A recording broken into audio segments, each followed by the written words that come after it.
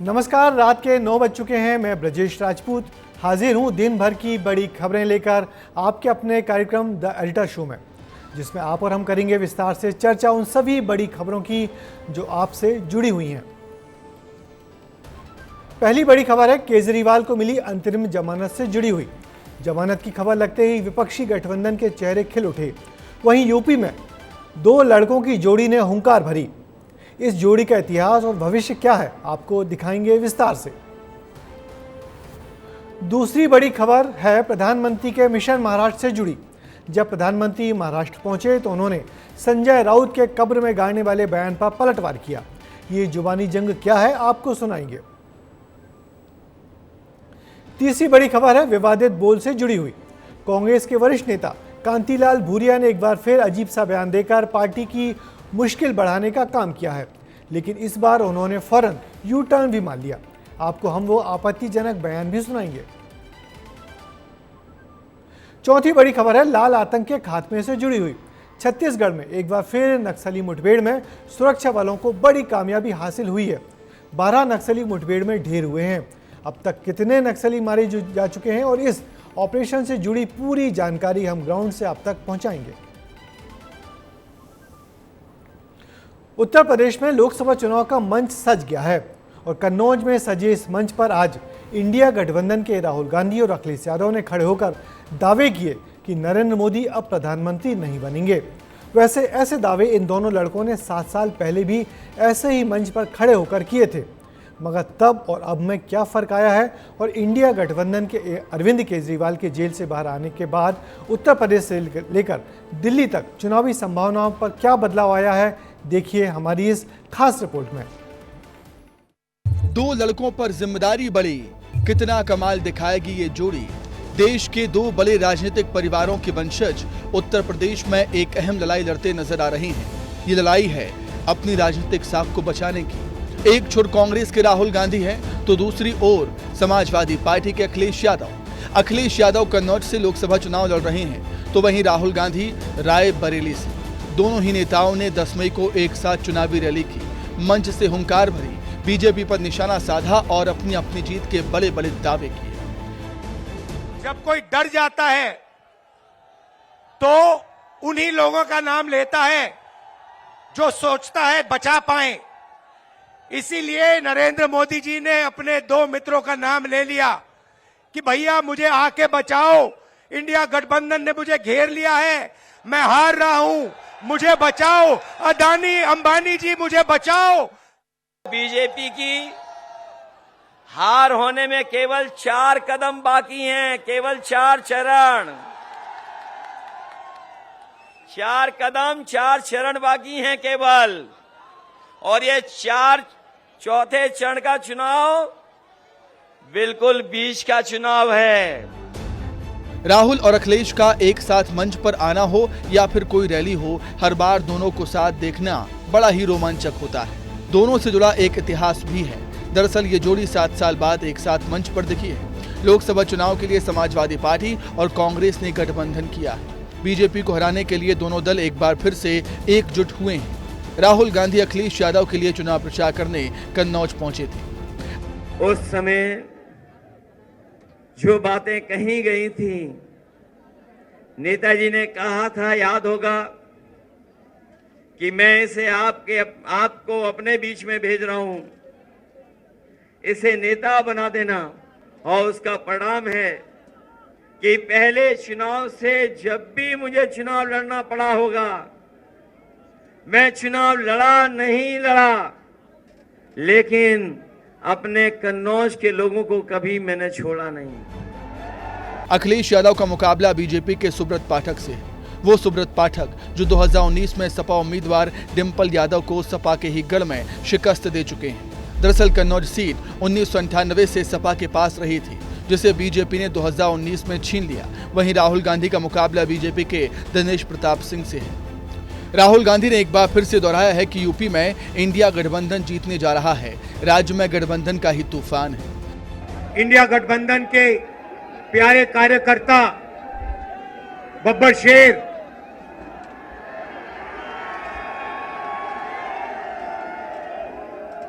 जो अब एक साथ टीम में जाके शिकार कर रहे हैं। साल 2017 के विधानसभा चुनाव में सपा कांग्रेस ने मिलकर चुनाव लड़ा था। राहुल गांधी और अखिलेश यादव ने लखनऊ में एक साथ रोड शो किया था। उन्होंने खुद को यूपी का लड़का बताया, नारा दिया था, यूपी को ये साथ पसंद है। लेकिन ये गठबंधन कामयाब नहीं रहा। इस बार नए सिरे से गठबंधन को जमीन पर उतारने की कोशिश दोनों नेताओं की ओर से की जा रही है। यहीं यूपी के लड़के 7 साल बाद फिर से चुनावी मंच पर एक साथ हैं। जीत का दावा करने वाले दोनों नेता के चेहरे तब और खिल उठे जब कानों में केजरीवाल को जमानत मिलने की खबर लगी। इंडिया गठबंधन इसे लोकतंत्र की जीत बता रहा है।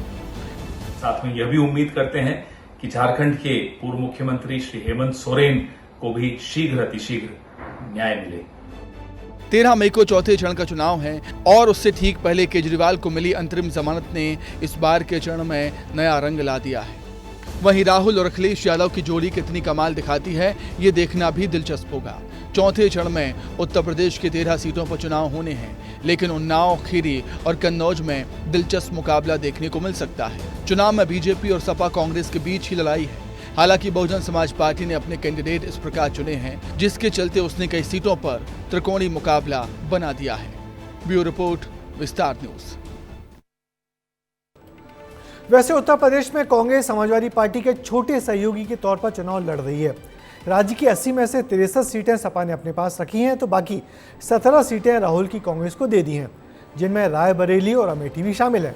वैसे गठबंधन से कांग्रेस को फायदा कम और नुकसान ज़्यादा होता है। कांग्रेस का वोटर तो अपना वोट साथी दल को दे देता है, मगर गठबंधन का वोट कांग्रेस के पास बड़ी मुश्किल से ही आता है। मगर यूपी के ये दो लड़के इन दिनों बेहद जोश में हैं। चौथे चरण के चुनाव में महाराष्ट्र और तेलंगाना में वोट पड़ने हैं और मोदी ने आज महाराष्ट्र में जाकर शिवसेना को अपने अंदाज में जमकर जवाब दिया। उन्होंने कहा, ये नकली शिवसेना वाले मेरी कब्र खोदना चाहते हैं। इसका जवाब भी महाराष्ट्र की जनता देगी। कुछ दिनों पहले संजय राउत ने कहा था कि मराठियों ने औरंगजेब की कब्र भी यहाँ बनाई है, तो मोदी क्या चीज़ है। मोदी से ऐसे करारे बयान बीजेपी के चुनावी संभावनाएं महाराष्ट्र में कितनी बढ़ाएंगे, देखिए हमारी इस खास रिपोर्ट में।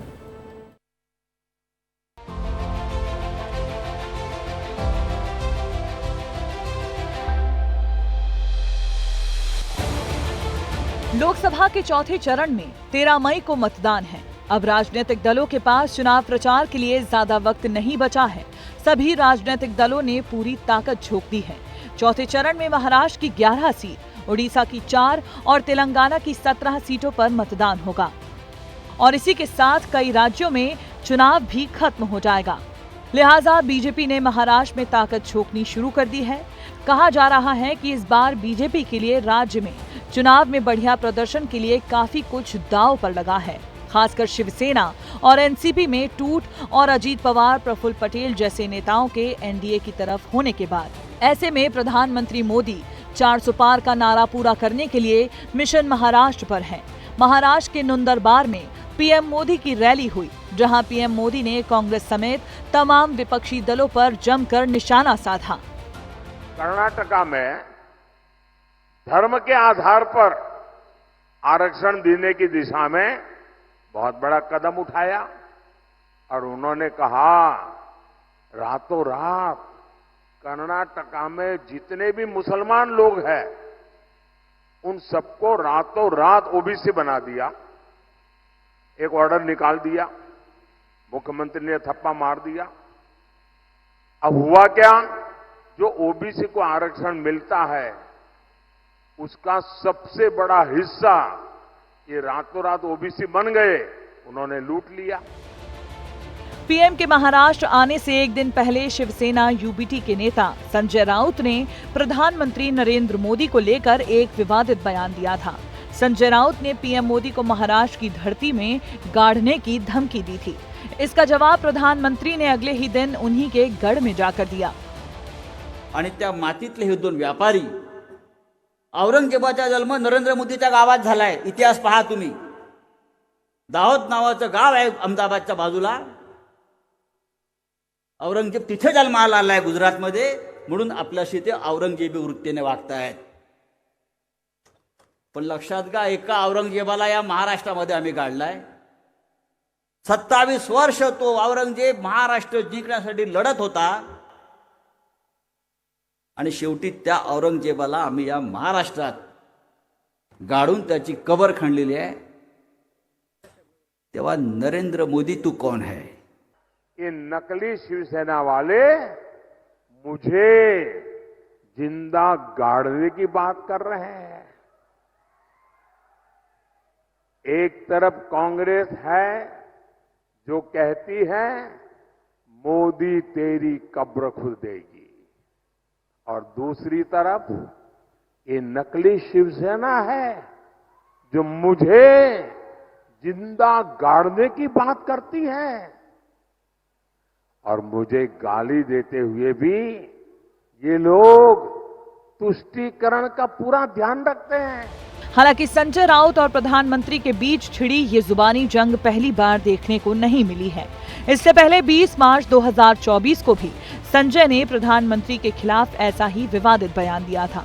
कहा था कि महाराष्ट्र में छत्रपति शिवाजी महाराज का जन्म हुआ. वहीं पीएम नरेंद्र मोदी के गुजरात स्थित गांव के पास औरंगजेब का जन्म हुआ है. इसी कारण औरंगजेब की मानसिकता के साथ प्रधानमंत्री हमारे ऊपर हमला करते हैं. महाराष्ट्रात शिवाजी महाराज जन्माला आले आणि औरंगजेबाचा जन्म गुजरातमध्ये झाला.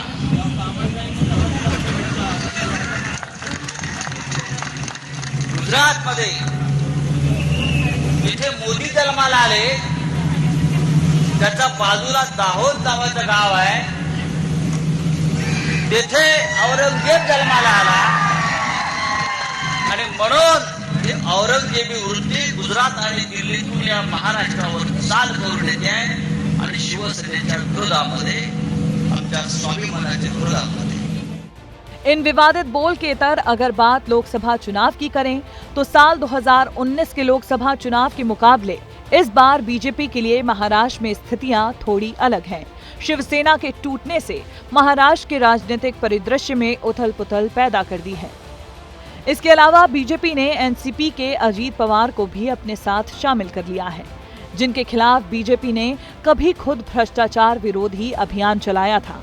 ऐसे में अब प्रधानमंत्री मोदी ने खुद मिशन महाराष्ट्र की कमान संभाली है. साल 2019 के चुनाव में महाराष्ट्र में सिर्फ 9 सभाएं करने वाले प्रधानमंत्री नरेंद्र मोदी 2024 में महाराष्ट्र में 18 से 20 जनसभाएं करने की योजना में हैं. तीसरे चरण के मतदान से पहले तक 12 सभाएं हो चुकी हैं. बाकी 7 से 8 सभाएं 5 चरणों तक पूरी होंगी. साल 2019 में प्रधानमंत्री मोदी ने उस निर्वाचन क्षेत्र में सिर्फ एक रैली की थी जहां गठबंधन की सहयोगी शिवसेना का उम्मीदवार था. बाकी 7 रैलियां उस निर्वाचन क्षेत्र में हुई जहां बीजेपी के उम्मीदवार मैदान में थे. लेकिन 2024 में पीएम मोदी ने गठबंधन सहयोगियों को लगभग बराबर महत्व दिया है. उन्होंने रामटेक, परभणी, कोल्हापुर, धाराशिव में रैलियां की हैं, जहां शिवसेना और एनसीपी उम्मीदवार चुनाव लड़ रहे हैं. दिलचस्प बात यह है कि इस बार भी बीजेपी ने बारामती में प्रधानमंत्री की रैली से परहेज किया है. 13 मई को जिन 11 सीटों पर चुनाव होने हैं, उनमें से 7 सीटों पर बीजेपी चुनाव लड़ेगी, जबकि सहयोगी एकनाथ शिंदे के नेतृत्व वाली शिवसेना 3 और अजीत पवार के नेतृत्व वाली एनसीपी 1 सीट पर चुनाव लड़ेगी. विपक्षी एमवीए गठबंधन इंडिया गठबंधन की ओर से कांग्रेस 3 सीटों पर, उद्धव ठाकरे के नेतृत्व वाली शिवसेना 4 सीटों पर और शरद पवार के नेतृत्व वाली एनसीपी एसपी 4 सीटों पर चुनाव लड़ेगी. चौथे चरण में सबकी निगाहें जालना सीट पर हैं, क्योंकि जालना सीट 1996 से बीजेपी के पास है. पहले तो कहा जा रहा था कि इस सीट पर मुकाबला एक तरफा होने की संभावना है, लेकिन उसी मराठा आंदोलन ने अब इस सीट पर मुकाबला रोचक बना दिया है. कहा जा रहा है कि मराठा आरक्षण को लेकर जिस तरह की स्थितियां बनी हैं, उससे सत्तारूढ़ पक्ष के खिलाफ मराठा लोगों में गुस्सा है और इसी वजह से मुकाबला अब कांटे का होना बताया जा रहा है. ब्यूरो रिपोर्ट, विस्तार न्यूज. ये अजब महाराष्ट्र की गजब राजनीति है. पिछले 5 साल में राज्य की राजनीति और सरकार में बहुत कुछ बदल गया. पिछला चुनाव बीजेपी ने शिवसेना के साथ लड़ा था, मगर महाराष्ट्र में इतना पाला बदल हुआ है कि अच्छे से अच्छा दिमाग भी चकरगिन्नी हो जाए. बीजेपी के साथ ही शिवसेना और बीजेपी विरोधी एनसीपी दोनों में 2 फाड़ हो गया है और दिलचस्प ये है कि महाराष्ट्र विधानसभा के 3 नेता प्रतिपक्ष सरकार का विरोध करते करते बाद में उसी सरकार में उप मुख्यमंत्री बन बैठे। अब इस राजनीति को क्या नाम दूं? और ये भूरिया हैं कि मानते नहीं। कांग्रेस के वरिष्ठ नेता और पूर्व केंद्रीय मंत्री कांतिलाल भूरिया का एक बयान चौथे चरण के चुनाव में बहुत चर्चा का विषय बना हुआ है। भूरिया ने कहा है कि कांग्रेस की सरकार बनी तो 1 बीबी वाले को 1 लाख तो 2 बीबी वाले को 2 लाख रुपए मिलेंगे। वैसे भूरिया ने यह बात आदिवासी वोटरों को खुश करने के लिए कही थी, मगर बीजेपी इस बयान को ले उड़ी है और इसे बहुविवाह प्रथा से जोड़कर मुसलमानों को फायदा देने वाला कांग्रेस का बयान कह रही है। अब कांग्रेस समझ नहीं पा रही कि इस बयान का कैसे बचाव करें। अपने बोल वचन से पार्टी को हमेशा मुश्किल में डालने वाले भूरिया के बयानों पर ये रिपोर्ट देखिए। अब जिसकी 2 पत्ते तो 2 लग जाएगा, जिसकी 2 पत्ते तो 2 लग जाएगा। भूरिया के बयान पर मचा बवाल, बीजेपी कर रही कांग्रेस से सवाल। झाबुआ रतलाम से कांग्रेस के प्रत्याशी और पूर्व प्रदेश अध्यक्ष कांतिलाल भूरिया प्रचार के दौरान कुछ ऐसा बोल गए कि सियासत में बवाल मच गया। चढ़ते पारे के साथ ही सियासी पारा भी चढ़ गया है। महिलाओं को लेकर दिए बयान के बाद बीजेपी की महिला शक्ति ने भूरिया के खिलाफ मोर्चा खोल दिया है और एक के बाद एक महिला नेताओं ने भूरिया के साथ साथ कांग्रेस को भी निशाने पर ले लिया। हम कांतिलाल भूरिया के इस घोर अमर्यादित बयान की निंदा करते हैं और पूरी मातृ शक्ति मैदान में उतरकर देवी शक्ति का रूप धारण करके इस अमानवीय बयान का बदला लेगी। बीजेपी ने भूरिया के बयान को कांग्रेस की तुष्टीकरण की नीति का नतीजा भी बता दिया। नेहा बग्गा ने कहा कि भूरिया का बयान मुस्लिम लीग के मैनिफेस्टो को बढ़ावा देने वाला है। वहीं केंद्रीय मंत्री अनुराग ठाकुर ने भी भूरिया के बयान पर सवाल उठाए। उन्होंने कहा कि धर्म और तुष्टीकरण की राजनीति करके वोट बैंक के लिए और कितना गिरेगी कांग्रेस, हिंदुओं से और क्या क्या लेना चाहती है कांग्रेस। कांग्रेस का आचरण सदैव से ही महिला विरोधी रहा है और कांग्रेस के जो प्रदेश अध्यक्ष हैं वो महिला में चाशनी ढूंढ रहे हैं। जीतू पटवारी, कांतिलाल भूरिया ध्रुवीकरण के एजेंडे को आगे बढ़ा रहे हैं। कांतिलाल भूरिया महिलाओं के अधिकार को मार के जिस प्रकार से प्रथा को आगे बढ़ाने की बात कर रहे हैं, उनके मुस्लिम लीग का जो मैनिफेस्टो है उसको एक कदम आगे बढ़ावा देता है। पर कांग्रेस का जो महिलाओं के प्रति रवैया है, जो मानसिक शारीरिक शोषण का जो रवैया है, उसका भारतीय जनता पार्टी विरोध करती है। कि बार बार कांग्रेस की तरफ से इस तरह के बयान आते हैं कि अगर आपके ज्यादा बीवियां, ज्यादा बच्चे तो आपको ज्यादा पैसा, ज्यादा संसाधन दिए जाए। देश की जनता ये जानना चाहती है आखिर कांग्रेस क्या क्या लेना चाहती है हिंदुस्तान के लोगों से और विशेष तौर पर हिंदुओं से। भूरिया के जिस बयान पर यह पूरा सियासी बखेड़ा खड़ा हुआ है, जरा उसे भी गौर से सुन लीजिए। हमारा जो घोषणा पत्र है, हर महिला को 1-1 लाख रुपया उसके खाते में जमा होगा। एक लाख सभी घर की महिलाओं का। मालूम है कि नहीं? अब जिसकी 2 पत्ते तो 2 लग जाएगा। यहां तक तो ठीक था, लेकिन बयान पर बवाल पीसीसी चीफ जीतू पटवारी के समर्थन के बाद कुछ ज्यादा ही बढ़ गया है। जो आपके भावी सांसद भूरिया जी, जिन्होंने घोषणा बहुत भयंकर कर दी अभी हाल कि जिसकी 2 पत्नियां उसको डबल, जरा इनके लिए भी ताली बजाओ। हालांकि ये पहली बार नहीं है जब कांतिलाल भूरिया ने कोई विवादित बयान दिया हो और सुर्खियां बटोरी हों। वो इससे पहले लोकसभा चुनाव में प्रधानमंत्री से लेकर राम मंदिर निर्माण में दी गई सहयोग राशि पर बीजेपी पर टिप्पणियां कर सुर्खियां बटोर चुके हैं। 30 सितंबर 2019 ये बीजेपी कांग्रेस का चुनाव नहीं, भारत पाकिस्तान के बीच का चुनाव है। 2 फरवरी 2021 राम मंदिर के नाम पर चंदा लेकर शराब पीते हैं बीजेपी के नेता। 2022 प्रदेश की सरकार पर पाकिस्तान से मिले होने का आरोप लगाया। 1 जून 2023 पीएम मोदी को तानाशाह सद्दाम हुसैन जैसा बताया। 19 जनवरी 2023 पीएम मोदी को दिल्ली से गुजरात रवाना कर देंगे तो उनकी दाढ़ी छोटी हो जाएगी। 10 मई 2023 बजरंग दल वाले राम राम करके पराया माल अपना कर लेते हैं। 1 अगस्त 2023 पीएम की पत्नी पर अभद्र टिप्पणी, कहा घरवाली रोती फिर रही है। 17 अप्रैल 2024 प्रदेश के वन और पर्यावरण मंत्री नागर सिंह चौहान के पिता को डाकू कहा।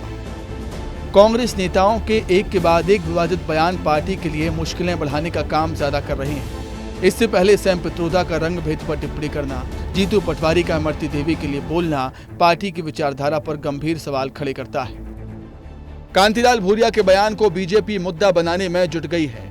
बीजेपी इसे महिलाओं की अस्मिता और हिंदू मुस्लिम से जोड़कर सियासी माइलेज लेने की कोशिश में है। बीजेपी मौके की नजाकत का फायदा उठा रही है, लेकिन सवाल है कि आखिर कांग्रेस के नेताओं की जुबान इतनी क्यों फिसलती है।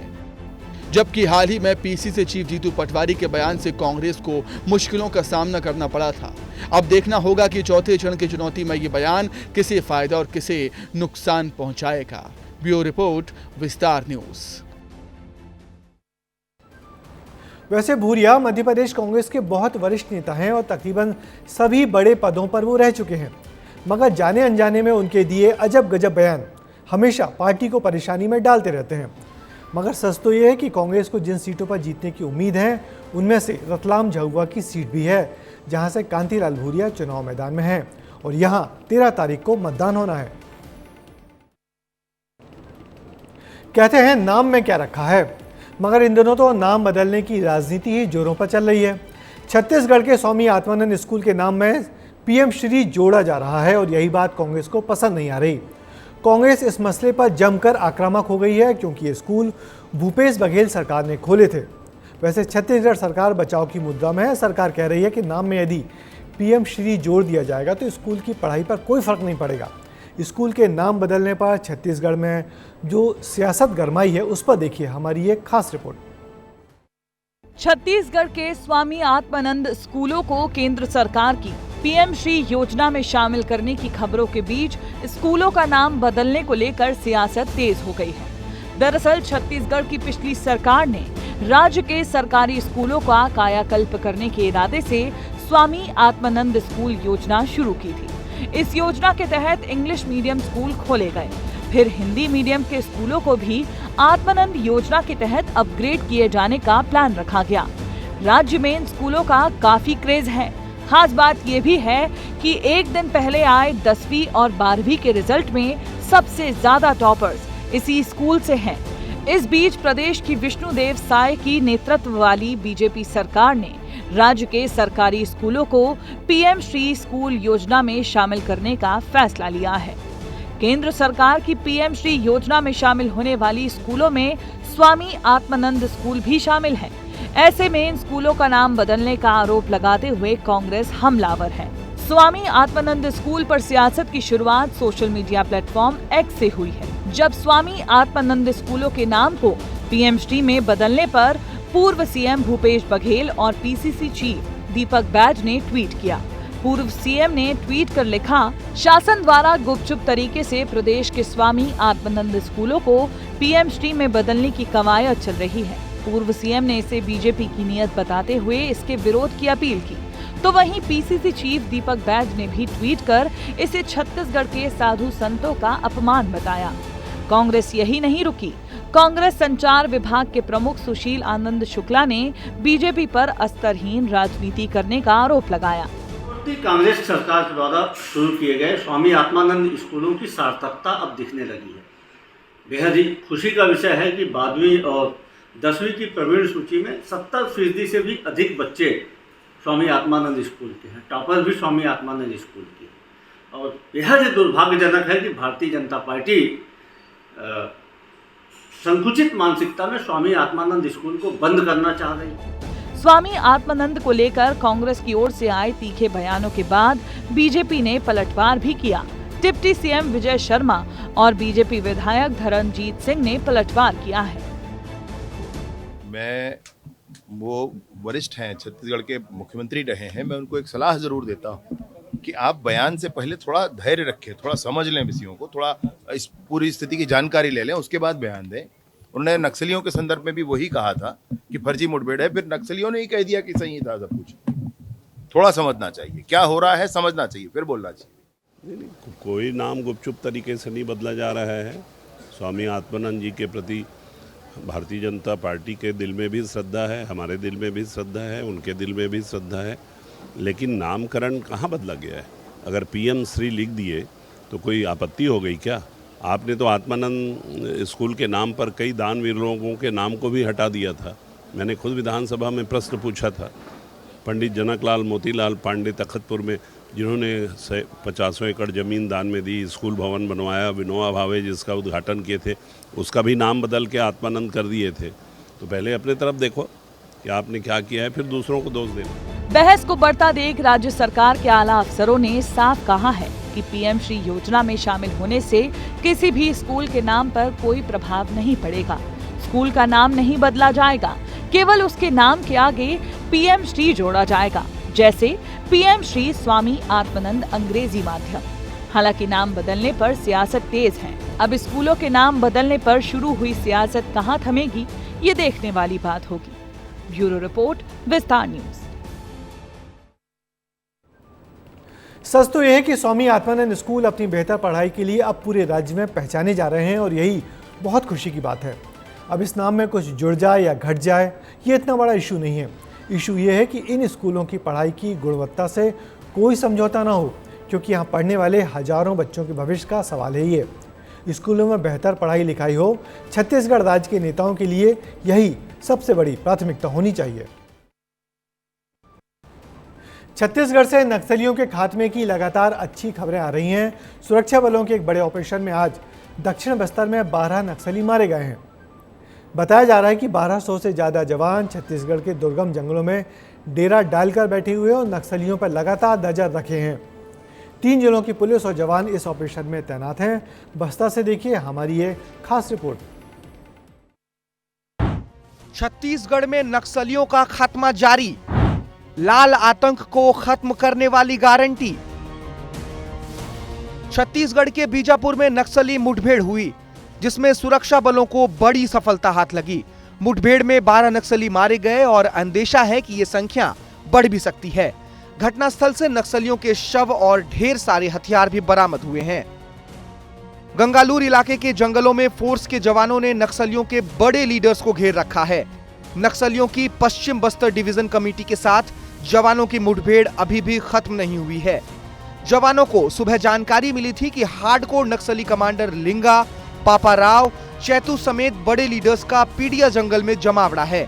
खबर लगते ही दंतेवाड़ा, बीजापुर और सुकमा, इन 3 जिलों से फोर्स ने जॉइंट ऑपरेशन लॉन्च कर दिया। सफलता मिली है।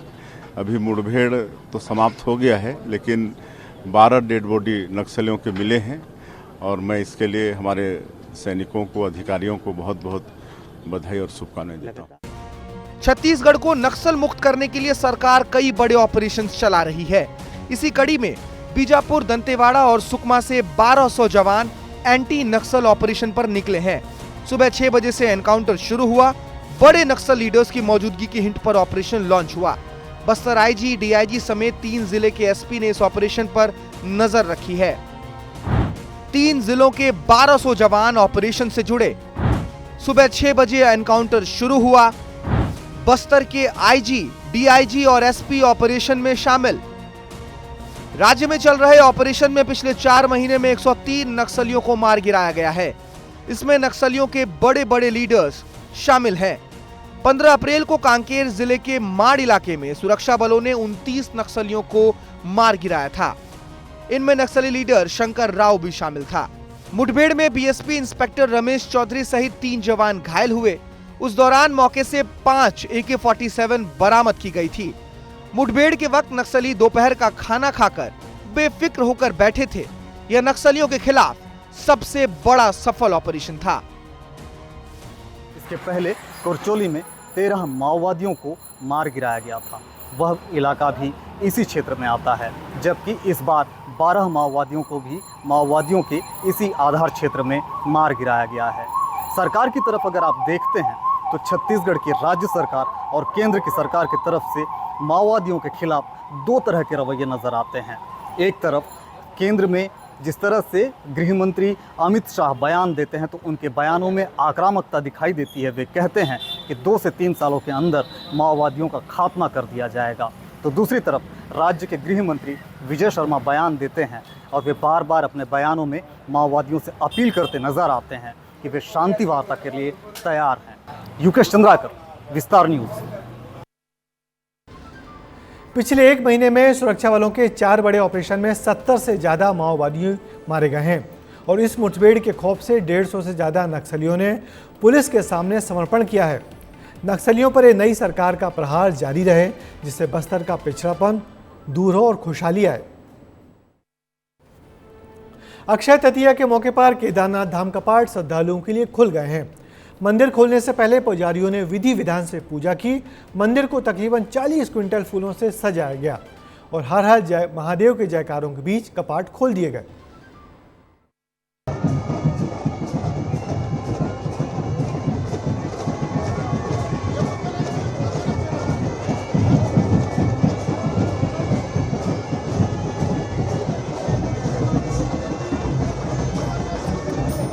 फूलों से सजा है बाबा का दरबार। भक्तों के नारों से गूंज रहा है बाबा का दरबार। केदारनाथ में बाबा का दरबार खुल गया है। प्रशासन की मौजूदगी में मुख्य द्वार का ताला खोला गया। इसके बाद गर्भगृह का द्वार खुला। गर्भगृह में रावल और मुख्य पुजारियों ने पूजा अर्चना की। इसके साथ ही मंदिर में भक्त बाबा केदार के दर्शन कर रहे हैं। पहले दिन कपाट खुलने से लेकर भक्त शाम 5 बजे तक दर्शन कर पाएंगे।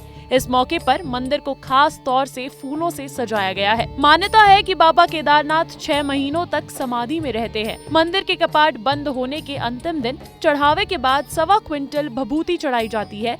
कपाट खुलने के बाद ही बाबा केदारनाथ समाधि से जागते हैं और भक्तों को दर्शन देते हैं। ब्यूरो रिपोर्ट, विस्तार न्यूज।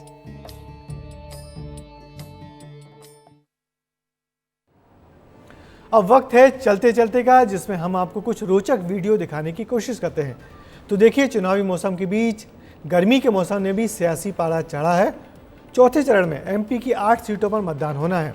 जाहिर है, नेताओं को पल भर का चैन नहीं है। इस बीच मध्य प्रदेश के मुख्यमंत्री डॉक्टर मोहन यादव का एक अच्छा वीडियो सामने आया है। सीएम मोहन यादव एक आइसक्रीम की दुकान में कार्यकर्ताओं के साथ कुल्फी का आनंद लेते हुए दिखाई दिए। मुख्यमंत्री देवास की प्रसिद्ध कुल्फी की दुकान पर पहुंचे थे, कुल्फी भी खाई और अपने समर्थकों को जमकर सेल्फी भी दी।